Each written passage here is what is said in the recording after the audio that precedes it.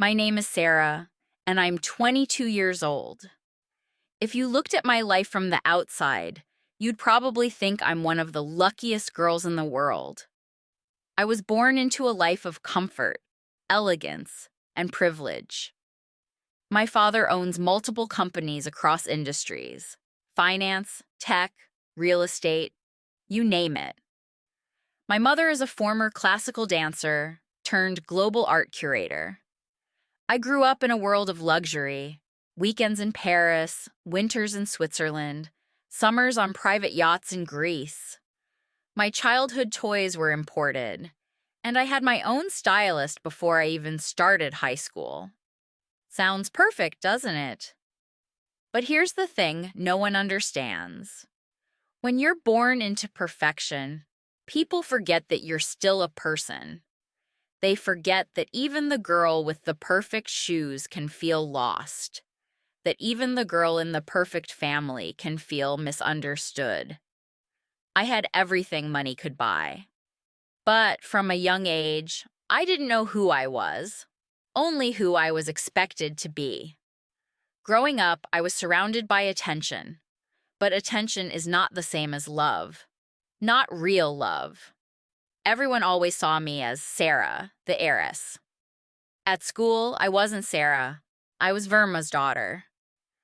People treated me with respect or envy, but rarely with genuine connection. Some kids wanted to be my friend for the wrong reasons, and others assumed I was stuck up before even talking to me. Inside my home, everything was controlled. My schedule was full: horse riding lessons, etiquette training, speech classes, charity galas, photo ops. I was raised to be flawless in public, elegant in every setting, and emotionally composed. I couldn't cry. I couldn't be angry. I couldn't be real. I remember once when I was 14, I told my mother I wanted to be a writer. She paused, smiled, and said, "That's sweet, darling. But you were born for bigger things." It crushed me, because in her eyes, a writer was small. But in mine, it was the first time I had found something that felt like me. For years, I lived a double life. In front of the world, I was Sarah Verma, poised, proper, always put together. But alone in my room, I was someone else. I wrote stories, hundreds of them. Some were fantasy, some were poetry, some were just journal entries that I never showed anyone. Writing became my escape, my therapy, my truth. At 18, when the pressure to choose a university came, I shocked everyone. Instead of choosing business or law, I applied to a creative writing program abroad. My family was stunned. "You're throwing your future away," my father said. But for the first time in my life, I stood firm. I wanted to go. I needed to go. And when I finally left home and stepped into a world where no one knew my last name, I breathed for the first time. In college, I learned how to be ordinary. I learned how to cook, how to make mistakes, how to laugh loudly, how to cry freely. And I kept writing.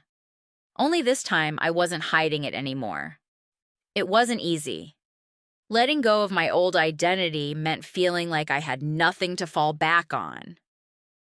There were nights when I missed the comfort, the convenience, the way doors opened without me having to knock. But I also knew, if I went back to that life, I would lose the version of me that was finally starting to bloom. I published my first short story at 20.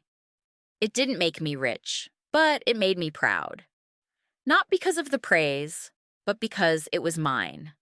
Something that came from my mind, my pain, my imagination. My family didn't fully understand, and maybe they never will. But I no longer write for approval. I write because it reminds me that I'm more than just an image in a high society magazine. I am a voice. I am a mind. I am a storyteller. Now, at 22, I've made peace with my past. I don't hate where I come from. I don't blame my family. They loved me the way they knew how, even if it wasn't the way I needed. But I've learned that love doesn't always look like understanding. Sometimes it just means letting go. I still carry the Verma name, but I don't let it define me. I define myself now. Through the words I write, the choices I make, the boundaries I set. I've learned that true wealth isn't in the diamonds or the designer labels. It's in knowing who you are when everything else is stripped away.